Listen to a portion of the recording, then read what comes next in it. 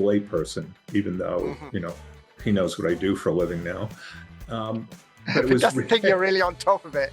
Well, Christopher, this was a huge leap forward in the Sarni family. What we want is we want people to think reusing water is actually the only way we're going to live sustainably. It's the first step of this circular economy. Good morning, good afternoon, good evening, and welcome to The Stream, an unscripted, unedited, free-flowing conversation featuring guests who reject the status quo with a bias for action in the world of water and beyond. My name is Tom Freyberg. I'm an environmental journalist and content creator specializing in water. And I'm Will Sarni, a water strategy advisor and investor, doing my part to solve wicked water problems. And we are pleased to bring you season 8, and a big thanks and shout out to our sponsor, Raymond James, and our charity partner, Frank Water. And the theme of season 8 is legends. So people who have made a kind of dent in the water universe throughout their fruitful careers. And what better way to start the season and kickstart with a bang than a Mr. Christopher Gasson, the founder and publisher at Global Water Intelligence, known as GWI. So Christopher, a very warm welcome, and thanks for finally joining the stream. It's good to have you on. Yeah, it's good to be here. Great. So why don't we start then? Because I saw a LinkedIn notification the other day where it said 22 years at Global Water Intelligence. I hadn't realized it was that long, actually, in terms of that was when it was time-stamped. And there was lots of praise and celebration. And there was one particular comment where they said, thanks for being the torch bearer of the water industry and, delivering the Bible of the water industry. Lots of praise. But I'd love for you to kind of maybe reflect on that, but also take us back to kind of almost day one of GWI and kind of how it all started for you. Okay. Well, I mean, first of all, I'd say that, maybe I'm just a sort of industry loudmouth, and, that's, that's, if I'm a legend for something, it's probably for being opinionated. And I guess this is probably one of the reasons why I got into this line of business in the first place. I guess, I didn't want to, I couldn't have a boss because I was too opinionated, and secondly, I wanted a nice soapbox in which I could just sound off on. And actually, day one of GWI, I had absolutely no idea about water. My background really is, I'm a sort of financial journalist. I sort of studied economics. I sort of look at these things from a money perspective. I mean, I was in the sort of the business of selling businesses before, sort of like investment banking, but it's I decided that to carry on with that, I'd have to be a lot more buttoned up. I mean, that is if you want to be successful in that kind of environment, you can't really have opinions. You've got to be just keeping yourself to yourself. So. Well, Christopher, you thrive in the water sector. You nailed it in terms of making a pivot. It's a good thing. Well, yeah. I mean, at first it looked like a mistake. I mean, my original plan was to sort of buy Global Water Intelligence and then continue with some of my an M&A advising activity in the background while I sort of built a stable of other publications. But unfortunately, the market that GWI was focused on, which was the international private water market, was falling like a stone when I bought the magazine, or should I say, falling like a knife. I caught a falling knife, and it cut through all the money I had hoped to spend on buying up other newsletters and becoming a publishing modal. And as a result, I had to, had that moment where I had to decide either to give up the day job and focus on water, or to drop Global Water Intelligence and focus on being a banker. And I decided to opt for water, and it turned out to be the right decision. But it initially, my first learning point was that water overall always grows, but the parts of it are always going backwards and forwards. And For Mhm. most of the last 20 years, 22 years, the private water market has been going backwards. We'll never see the glory days that we saw in the 1990s repeated. And that was really what global water intelligence was sort of founded for. But, fortunately, we found a lot of other exciting things going on. And I mean, I guess the first thing that sort of essentially saved the business was going to the International Desalination Association conference in the Bahamas and realizing that this was a market that was about to take off, and that it needed somebody to keep track of all the projects which were coming along. And we launched the sort of this sort of desal tracker, and it increased our subscriptions by sort of like 70% overnight. And we moved into reuse and got very more interested in the whole sort of finance side of water. And we got, I guess, more recently into industrial water and sort of the way that businesses use water. And Right. it's all sort of come together. I mean, overall, I'd say that water is a late comer to globalization. And when I bought Global Water Intelligence, it was there was very little which was of interest across borders, and now it is becoming this sort of big global theme alongside, alongside sort of climate change and biodiversity as being one of the big issues of our age. And hopefully we can continue to capitalize that and help our customers capitalize on that. Christopher, I do subscribe. I just want to throw that plug in, and a huge fan. You posted something which ties into that issue of globalization and sort of elevating water to the same status, if you will, as climate change, and biodiversity is probably somewhere in the middle there. But the Global Commission on the Economics of Water, you basically said something to the effect that this is a bit of a game changer in terms of how we think about water and the value of water. Can you sort of unpack that a little bit? I mean, yeah, I mean, I suppose that the way that people, hitherto have thought about water is, that water is something that is, possibly allied to the climate crisis, or, a sort of multi-local issue. I think that the big change that that Johan Rockström sort of introduces with the Global Commission's report is this sort of concept of the green water flows. That's the water in the atmosphere and in sort of moisture in the soil, and tracking how that has become more sort of chaotic and unpredictable for what do you call it? For man-made reasons as well, and it's also interacting with climate change in an unpredictable way. And it is meaning that we need to sort of think about the sort of growing instability of our experience of water on a global basis rather than just a local basis. Yeah, it's interesting, tied to that, a bit of a side note. I had dinner with one of my sons last week, and he brought this up. He said, "Did you know that the hydrologic cycle is being disrupted?" And, he's a layperson, even though, he knows what I do for a living now. But it But was doesn't think you're really on top of it. well, Christopher, this was a huge leap forward in the Sarney family, but it was really interesting. He caught it, and it was disturbing to him, and he asked, "Well, what do we do?" And of course, after a couple of martinis, we sort of hashed through that a little bit. But it's interesting, that piece of that body of work is profound. Yeah. in many ways. And I think that this is the thing. I think that the problem with it is that it comes to an end now.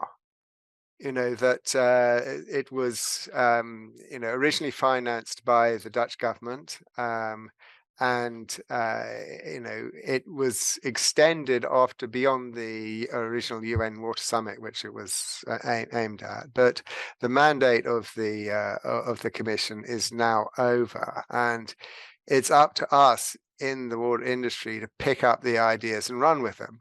And so, I mean, this week I'm hosting a dinner for the Commission in DC with the president of Singapore and so forth, to work out how we can actually make this sort of happen.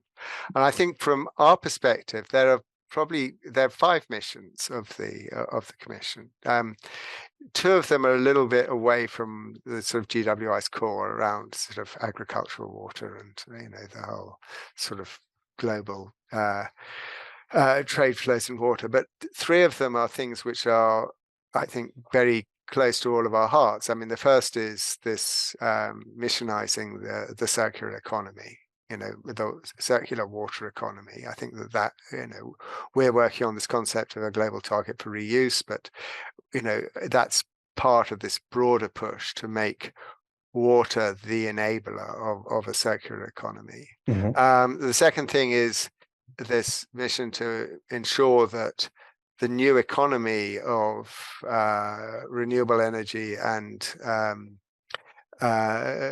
artificial intelligence is less water intensive than it currently appears. And I think that's an area where I think Will, you need to get involved, because it's this plays to your network and strengths. But Christopher, count me in. So sure. We'll follow up.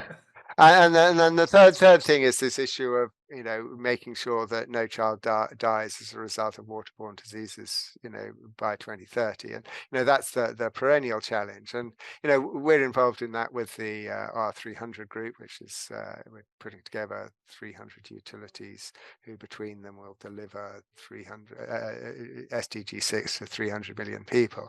But at the heart of that is this question of how do we bring more finance into the sort of infrastructure for the sort of low and middle income countries.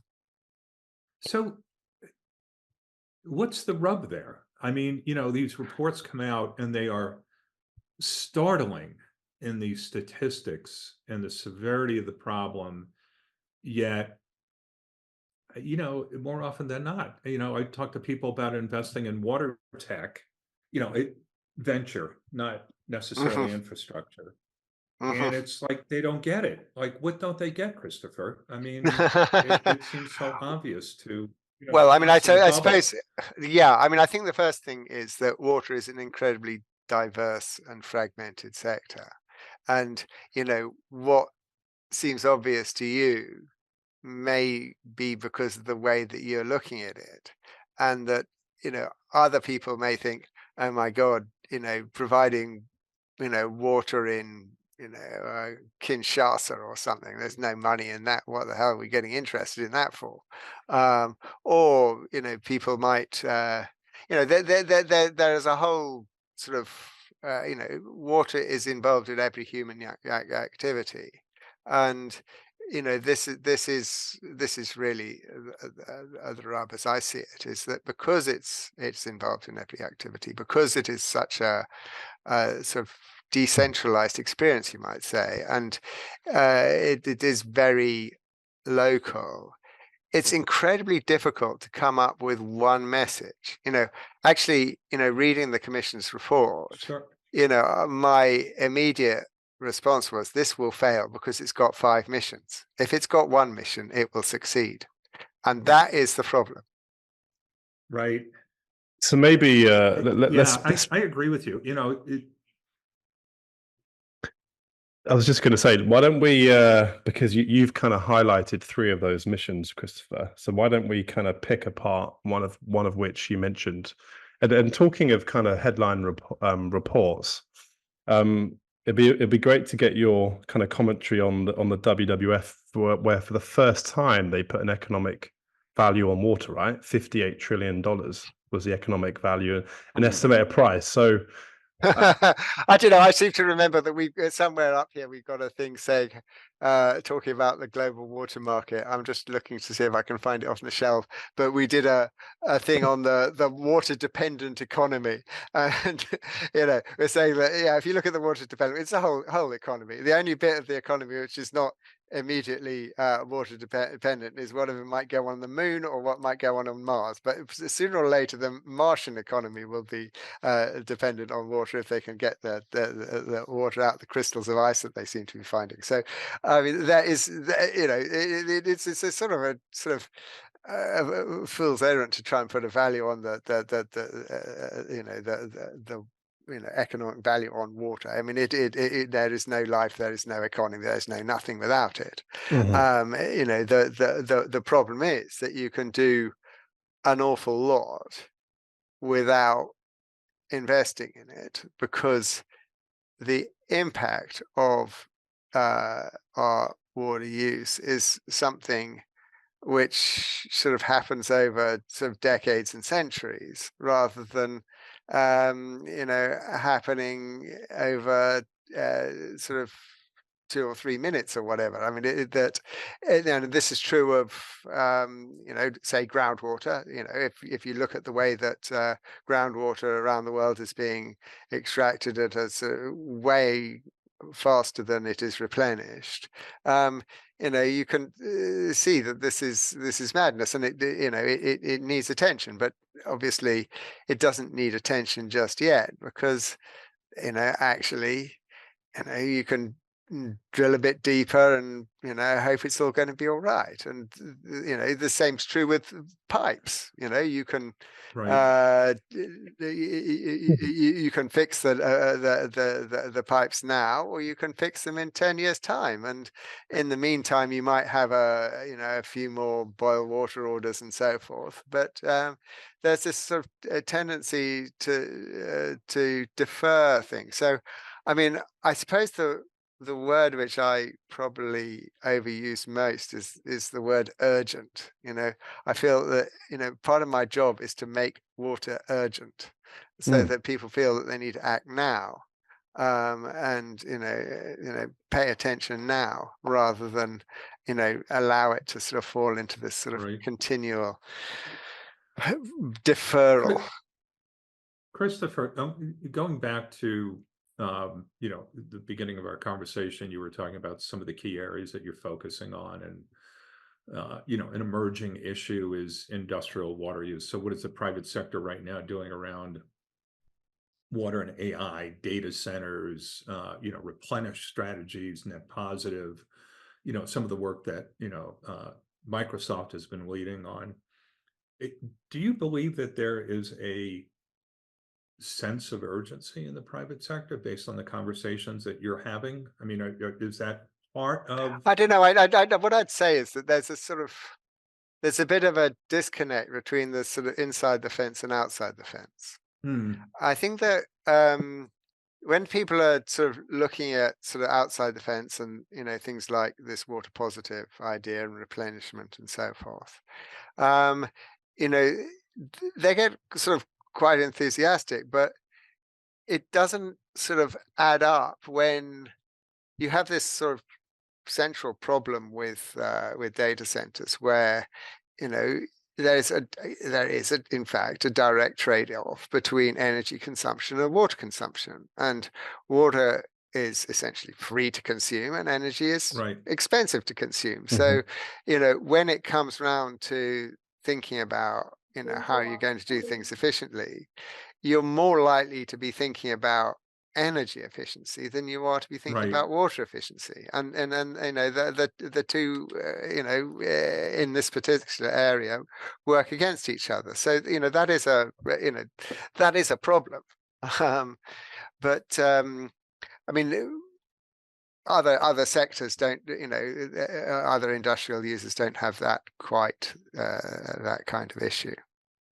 Do you think the recent announcement from pretty much most of the major IT tech companies of investing into nuclear, even modular solutions, is a direct kind Well, I of mean, the water use in nuclear is quite yeah. interesting. I mean, you know, Right. I think that it is the most expensive water to treat that you'll find anywhere. I think that DuPont produces some ion exchange resins which are specifically designed to treat the cooling water from nuclear power plants, and they then have to take those resins off and remove all the contamination, then dispose of that contamination, and that treating that that water when that comes out of the ion exchange recharge is I believe that you're talking about something like $100,000 a cubic meter. It is Wow. Yeah.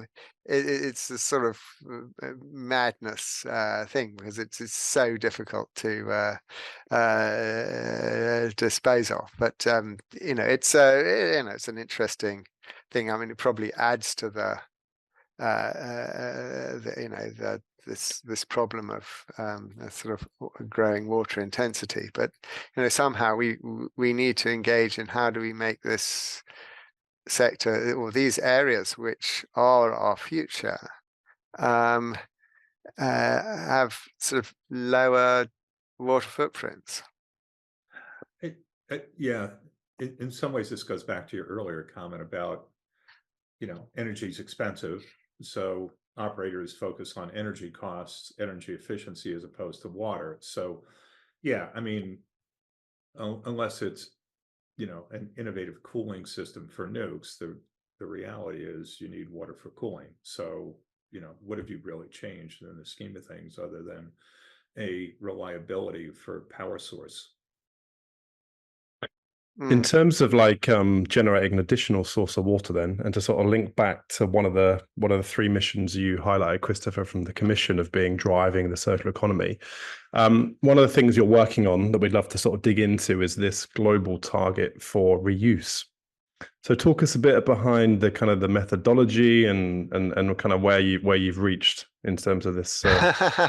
Well, I guess it's one of these things where that we need to change thinking around reuse. We need, and at the moment, the public response to reuse is basically yuck, and it adds costs to the process.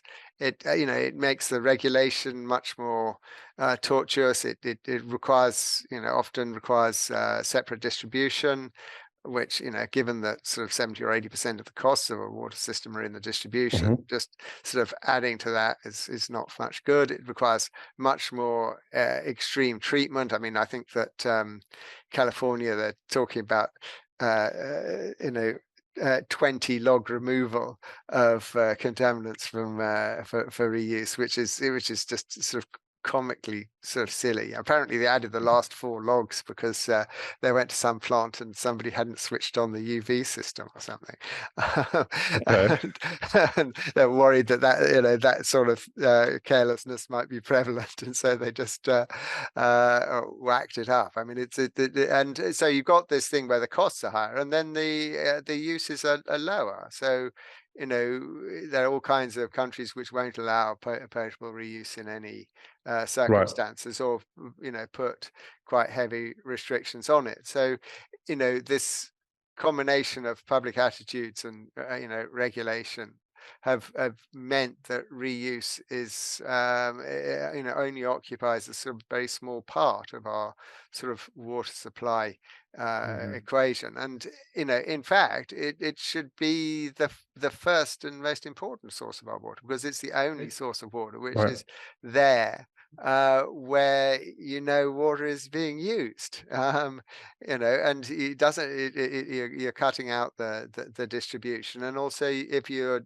doing it right, you're protecting the environment from the the discharges that you might be making. I mean, this is where it ties into the broader circular economy thing, because you've got to find some better use for those discharges. But it seems to me that this is important for the future of our planet. And how do we get to a stage where people think, yeah, this is serious? Well, my thinking is that, if we can get this idea for a global target, adopted at the UN Water Conference in 2026 for reuse. Now, I don't know what that target might look like. It could be we should be reusing 50% of water in every area which has experiencing water stress of some sort, or it could be, we should have, so many cubic kilometers of water reuse by such and such a date, or whatever. We're working on the target, at the moment. I mean, there are two work streams. One which is being undertaken by the Water Resources Group 2030, which is a sort of joint venture between the World Bank and the World Economic Forum. They're working on the sort of municipal target, and we're working on the industrial target. And there are all kinds of sort of difficult questions that need to be asked about that industrial target. I mean, in cooling, for example, typically water is recirculated sort of 6 or 7 times before being discharged as blowdown. And when you talk about reuse, are you saying, well, this is being reused 6 or 7 times, this is really great? Or are you saying, well, you should be reusing the blowdown? Those are the conversations that we need to be having with people, so that they can so we can see what is going to drive reuse, and what's going to be seen as an attractive target that is going to be motivating and people are going to get behind, and what's going to be something that people are going to run away from and sort of try and strangle at birth.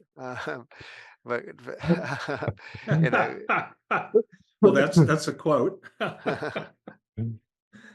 Yeah. Well, Christopher, considering how well we all do with targets, I mean, do you think this one might do better than 1.5 degrees C target, or what? I mean, I think that the 1.5 degrees C target has had a huge impact, i.e., in terms of making people aware of the climate issue, and feeling that I suppose net zero is really the target, rather than that's the target which engages people and which has been put into binding international agreements. And it does mean that people always think twice now when it comes around to sort of flying around. I mean, for example, at our conferences now, we have an arrangement with Soil in Haiti, who do they do sort of on-site sanitation for sort of low-income people in Haiti, which happens to have a huge benefit in terms of taking sulfur dioxide and nitrous oxide, and as well as methane out of the atmosphere. So we're offsetting all the travel for people coming to our conferences by doing that. Now, we wouldn't do that if people weren't conscious of it, and people think that that's a good thing. Now, what we want is people to think reusing water is actually the only way we're going to live sustainably. It's the first step of this circular economy, where every waste is the raw material for something new. And that is the way that humanity can flourish alongside the other inhabitants of the planet. I mean, I remember we had this guy, Professor Braungart, talk at one of our conferences. Actually, it was in 2009, after we had Al Gore talking at the conference, and he came up and after Al Gore, and he said, Al Gore wants to kill our children. And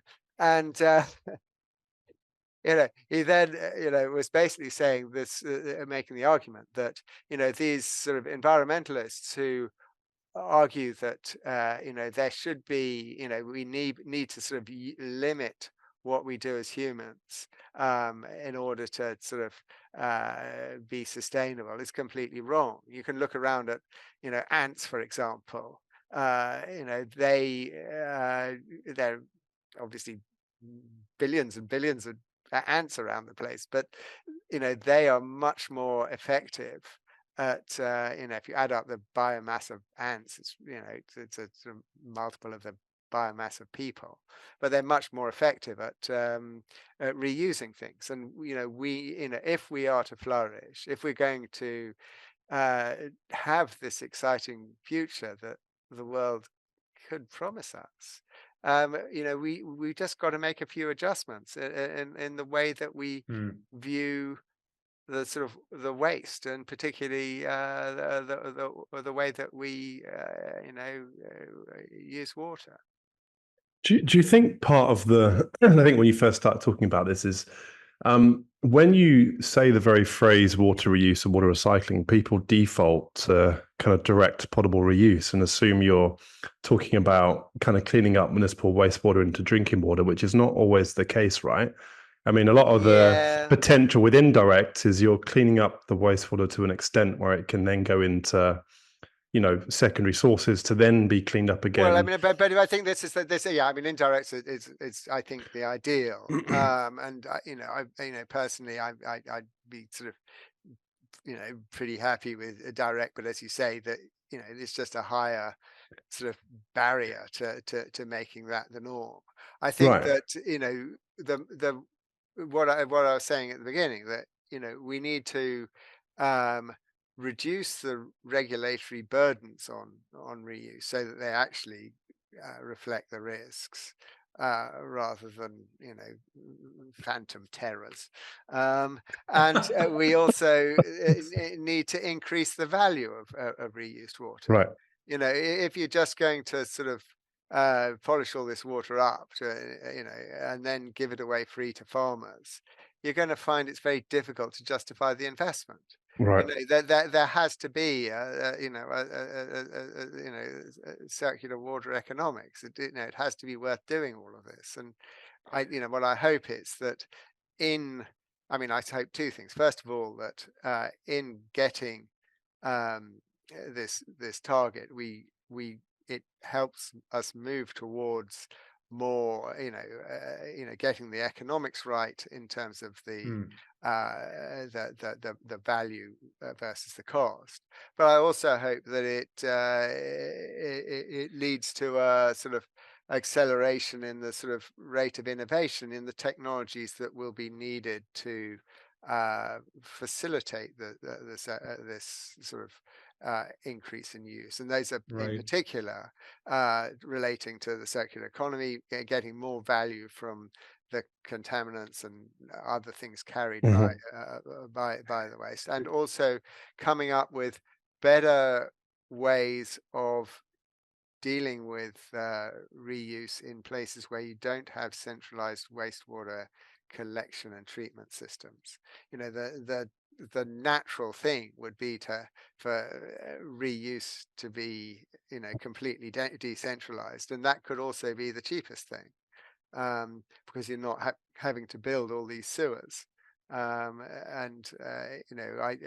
think that we did some research some years back which basically said that sewers are essentially unaffordable for communities which have income of less than $3,500 per head, and there are an awful lot of those people. So coming up with a new paradigm, it is going to involve some innovation, and Bill Gates got started it with his toilet challenge. But that's right. I think that it's not really the toilet. I mean, I have to say I'd be a bit afraid to go to use one of Bill Gates's toilets, because trying to do the whole process under the seat somewhere, one would worry that it might blow up or something. But it's an entire wastewater treatment, reuse, nutrient generation factory. Well, in the space of a toilet, right? Well, So, exactly. They're yeah. sort of using pyrolysis and things like this. So you just think it's going to zap you. Yeah, I mean, it's a whatever, place. It's a whatever. place where you want to feel relaxed, right? So, Yeah, Uh, exactly. well, that's my second favorite quote from you today, Christopher. So we're going to run with that one too. What's going on under the seat? there you go. I really do love how you've framed reuse in a very different way. Getting at the heart of, well, how do we leverage that? Well, first of all, it's the cheapest alternative in the scheme of things, most reliable in many ways, but also the intersection with climate change, coming at it again from a different perspective. So, yeah, sort of punching up that narrative would be a good use of time. Yeah, well, we'll see. We'll see what sort of It, traction we get. it, it's so. Tell us a little bit. What do you have in mind for the Global Water Summit for next year? Well, I mean, we're How certainly you think? taking on a number of these themes from the Global Commission. So that they have helped set our agenda. What we are, I mean, I think the theme for this year is accelerating investment. That besides having sort of AI as a initial, it carries on from last year's piece. Where we essentially started last year saying, well, the in order to deal with address water security over the next decade or so, we're going to have to have a dramatic increase in the capital employed in the water sector, and that needs to be in public water infrastructure, in industrial water infrastructure, in technologies, Mhm. and so forth. So this year we're looking at where that's leading. And yeah, we're looking at the sort of acceleration of capital expenditure we're seeing on the municipal side, with a lot of water agencies and public utilities going for sort of double or triple the sort of previous capital programs that they've been contemplating. And how are they financing that, and where how are they delivering it? I mean, it's a little bit sad. I mean, we had we did our water tariff survey at the end of last month, and it showed that for the first time, average global water tariffs had risen by in double figure amount by 10.7%. But if you were to look at the sort of project inflation, it's probably still running closer to 20% than 10%. Wow. And that's a lot of that's an interesting issue. I mean, you have it's very, very difficult for people to balance the fact that at the same time that they are needing to do these sort of huge infrastructure programs, nobody's wanting to build them for them. So you're getting tenders where nobody's showing up, or one person's showing up, or people are colluding, and it's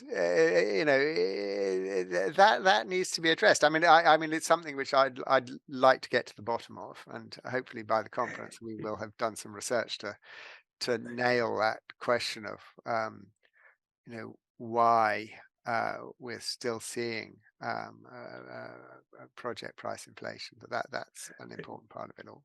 Because the project price inflation of 20% is average, right? I mean, if you look at the price of construction materials and steel over that period of time, I mean, some of them have. Is that what you refer to? No. What I'm saying is, if you go back, it was probably between 2022 and 2023, it was probably close to 30%. Right. Okay. That was.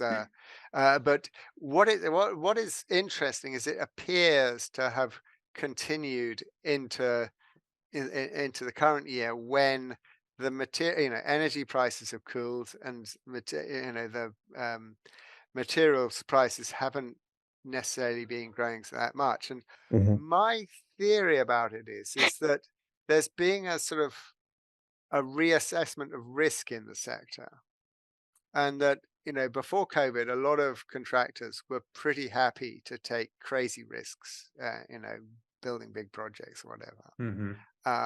I guess that interest rates were very low, and people thought it was all free money. And then COVID came along, and it exposed all of the risks that they'd taken, and there were probably a whole load of people who lost a fortune, and a whole load of people who got fired as a result, and new people who came in and said, "Listen, we're not going to work like this anymore." I mean, Mhm. this is true of Veolia, for example. They used to be in the construction business. They lost a load of money. Now they no longer, bid on EPC projects with a construction role. And they're not the only ones. Other people are, Right. you know, being quite careful in the way that they choose things. And there are some things. I mean, obviously in America, you had that case on the sort of plastic pipe people, all being accused of colluding on prices, which is a sort It never happened, Christopher. of Fake news. Hey, again, I want to keep going back to your one of your comments about the industrial sector. Your increasing interest in that. It seems to me that a really interesting conversation would be around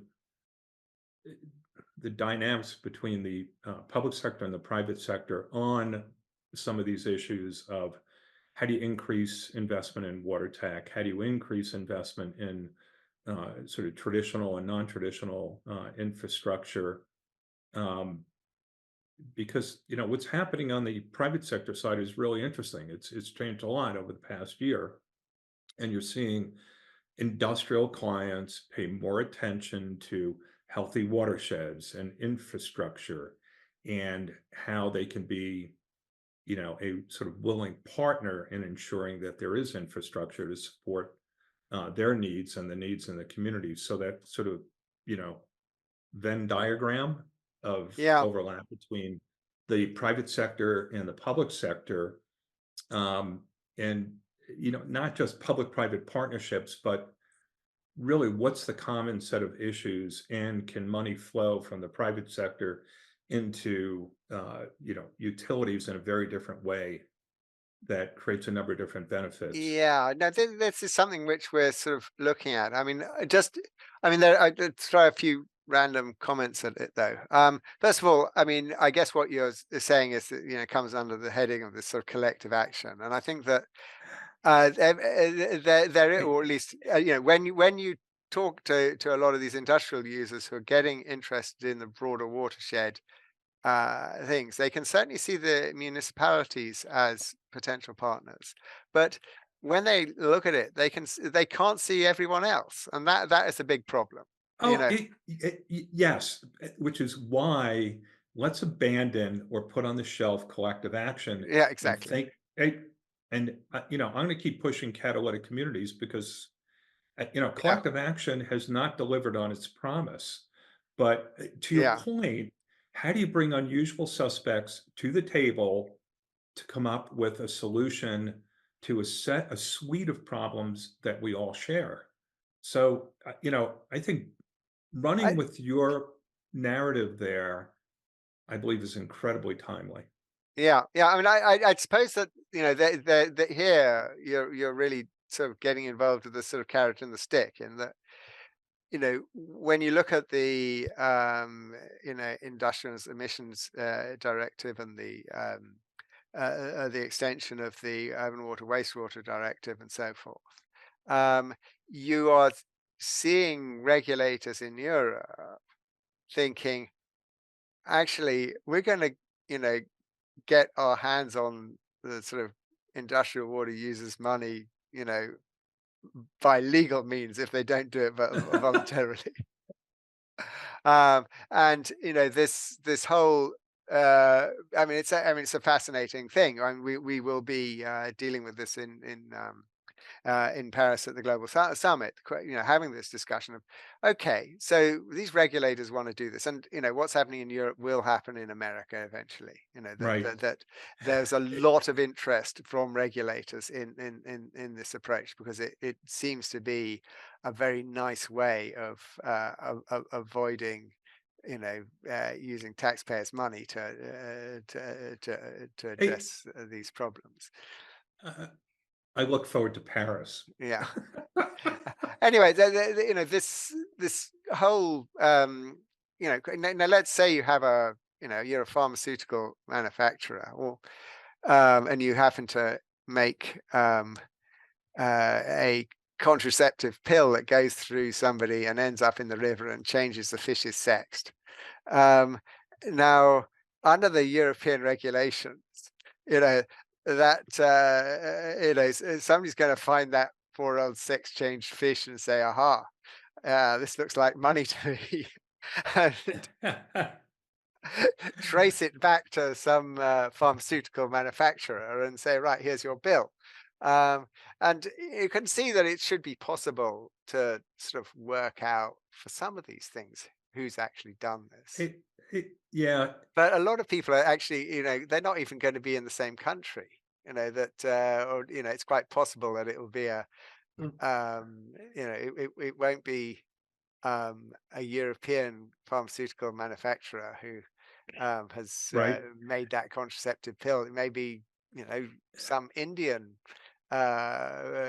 sort of generic drugs manufacturer who has actually produced it, and then it's being branded by some, I don't know, Brazilian company and sold by them. You can just imagine the whole supply chain issue. So there's some really quite interesting things when you start trying to think about it like that. But really, I think you're, this business of trying to establish the common interest in getting water right, and then having it done because people are recognizing that interest, rather than because some lawyer has decided that that particular molecule comes out of that particular factory, and you therefore need to pay this bill.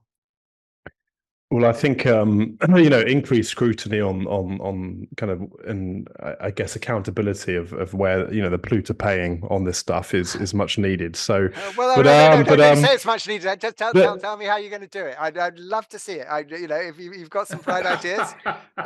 Well, it's like enforcement and regulation. All these things are marvelous until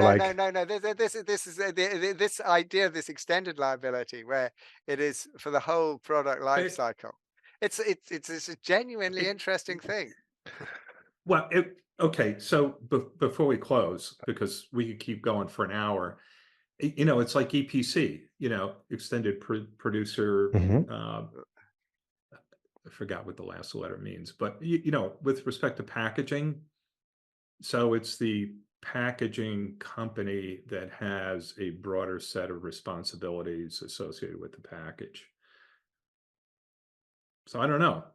Lessons learned from other sectors, maybe? I can't believe I blew that question, but it happens. Well, I think we need another podcast to discuss this, Christopher. And that's me getting out of a very complicated, loaded question thrown over the fence there. But listen, I think kudos for all the work you've done. 22 years and counting at GWI. Those comments in the LinkedIn were quite rightly deserved in terms of speaking and being a voice, often a controversial but much needed voice in the water sector. And we're looking forward to Paris next year in 2025, seeing those 3 kind of missions from the Commission kind of play out. And do you have any kind of final words you'd like to close the episode with? If you can keep it succinct, that would be great. Like a 1-sentence takeaway for people listening, please. I don't know. I was just thinking about your legends and who would be the next legend. The person who I think has had the most impact on water over the time I've been in this business is Antoine Ferraud. and I think his survival and success is really show the sort of resilience which is required. He has, Veolia, when he started, was doing it was basically a multi-utility service for sort of municipal services, whether it was sort of cooling or district cooling or transport and all these other things. And gradually he's evolved the business into this